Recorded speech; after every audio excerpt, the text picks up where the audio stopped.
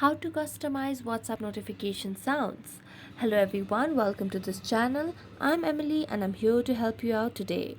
So without any delay, let's get started. First thing first, make sure that your WhatsApp application is updated to its latest version so that you can avoid any sort of glitches. So just type in Play Store and then look for WhatsApp Messenger. Now since my app is updated, I'm going to directly tap on open and it will lead me to the WhatsApp user interface. Make sure you're logged in. Then tap on the three dotted lines at the top right corner of the screen and select on settings.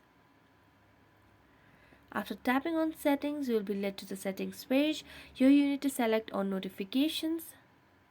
So just tap on notifications and here you can see the option of notification tone. Make sure that you change according to your preference. So select on that and after that you can choose from anywhere, from your recorder, from your themes, file manager, music or sounds. Here I'm going to choose on sounds.